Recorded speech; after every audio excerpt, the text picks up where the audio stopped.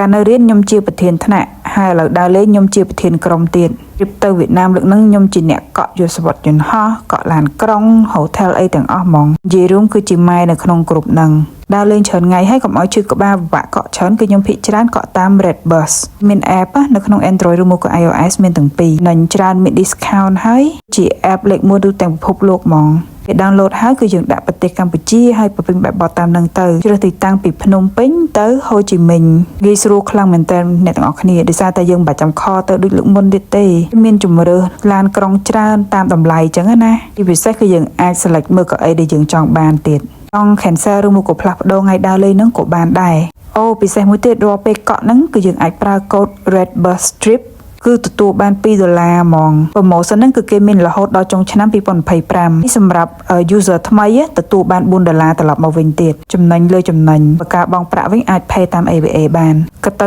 នៅតាមក្រុមមួយដើរលេងតែងតែមានអ្នកម្ដាយនៅក្នុងក្រុមហ្នឹងហ្មងដើម្បីមើលថែចុះក្រុមអ្នកទាំងអស់គ្នាវិញមួយណាជាម៉ែដែរអាច mention បានខ្ញុំវិញចូលចិត្តហ្មងអាខាងរៀបចំ planning ចេះចប់អីហ្នឹងដើរលេងមិនទាន់ចប់បានមក trip ស្រួលបួលផងឥឡូវចង់ planning មួយទៀតអី